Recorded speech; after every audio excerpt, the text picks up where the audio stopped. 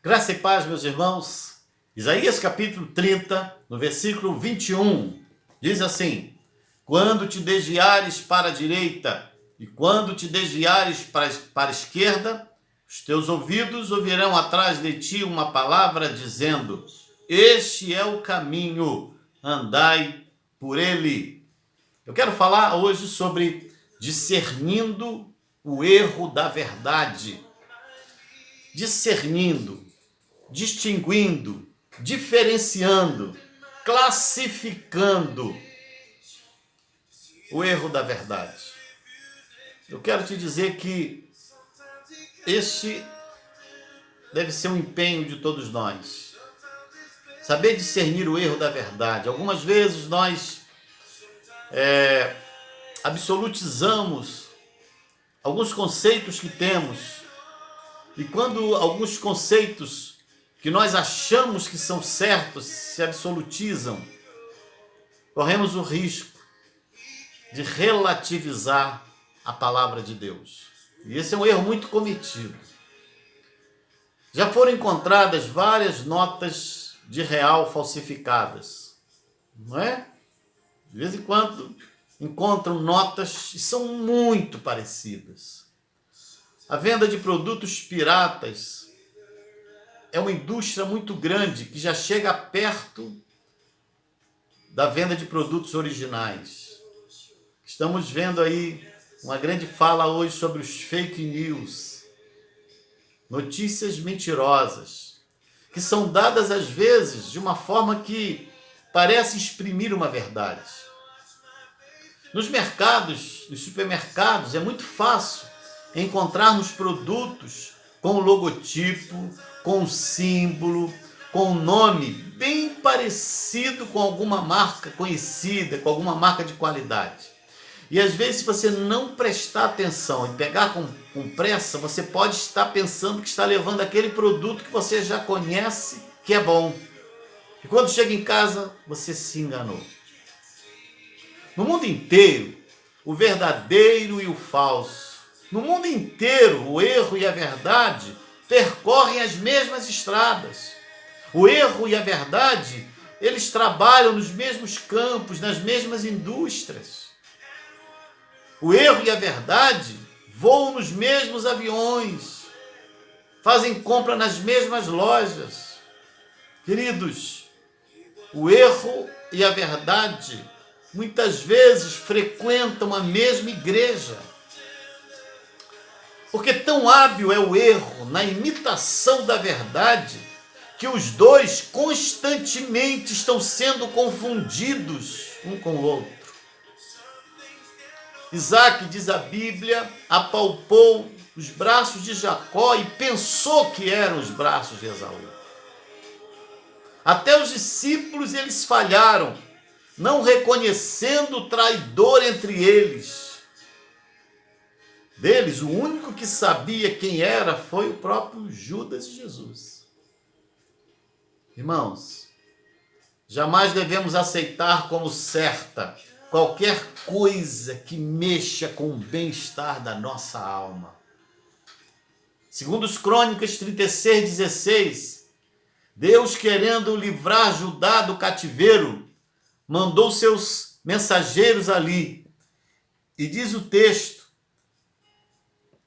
segundo Crônicas 36:16, eles, porém, zombaram dos mensageiros, desprezaram a palavra de Deus, escarneceram dos seus profetas, até que subiu a ira do Senhor contra o seu povo, e não houve remédio algum. Olha só.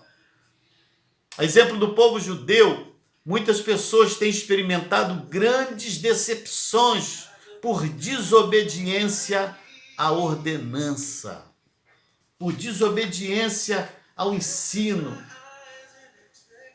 Não é verdade?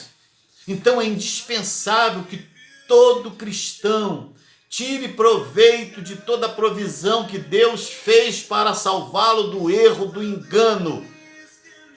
E eu quero deixar aqui para você, nessa palavra, essa provisão de Deus, porque Deus ele não quer que nós nos enganemos, Deus não tem prazer que ninguém se perca. E quais são essas provisões de Deus para nos livrar, para nos salvar do erro e do engano? Primeiro é a oração. Lucas 18:1 fala que os homens têm o dever de orar sempre, nunca esmorecer. Só que há muita espécie de oração e algumas delas são às vezes até piores do que inúteis, não é?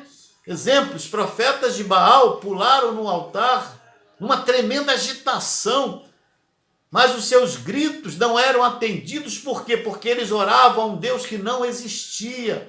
O Deus a quem os fariseus oravam existe, mas ele se recusava a ouvi-los. Por quê? Porque a confiança dos fariseus estava na justiça própria e no seu orgulho. Queridos, a oração é um poderoso meio de acertar, de continuar acertando, continuar livre do erro. A pessoa que ora tem menos probabilidade de pensar errado do que aquele que negligencia a oração. Deus deixou a oração com uma provisão para nos livrar do erro. Segundo, a fé. O apóstolo Paulo, ele fala de escudo da fé. O homem de fé, ele pode andar tranquilo, protegido, por causa da sua simples confiança em Deus. A Deus agrada ser objeto da nossa confiança. Deus, ele põe o céu inteiro à disposição de quem confia nele. Fé é confiança na autorrevelação de Deus, como encontramos nas Escrituras. Deus tem provido a oração. Deus tem provido a fé. Mas Deus também deixou a palavra, a Bíblia Sagrada, a palavra dele, como provisão para nos salvar, para nos livrar do erro, do engano. Provérbios 10:17 diz que a fé vem pelo ouvir e ouvir a palavra de Deus. As Escrituras, a Bíblia Sagrada, elas purificam, instruem, fortalecem, iluminam, informam. O homem bem-aventurado meditará na palavra de Deus de dia e de noite. Então a palavra de Deus é outra provisão. Obediência. Para ficar inteiramente livre das ciladas do diabo, o homem de Deus tem que ser completamente obediente à palavra de Deus. Quer ser livre? Seja obediente à palavra de Deus. Obediência. O homem de Deus, ele tem que ser completamente obediente à palavra de Deus. O motorista, ele está a salvo na estrada, não só porque ele lê os sinais. Ele está salvo na estrada porque ele obedece os sinais. Não basta só conhecer, tem que obedecer. A obediência é uma provisão maravilhosa de Deus para nos livrar do erro, do engano. Não é? As Escrituras, para serem realmente eficientes, precisam ser obedecidas. Humildade. Há uma estreita relação entre a humildade e a percepção da verdade. Salmo 25:9 diz assim: guia os humildes na justiça e ensina os mansos o seu caminho. Somente a ovelha mansa pode ser conduzida. Só o orgulhoso se extravia da verdade.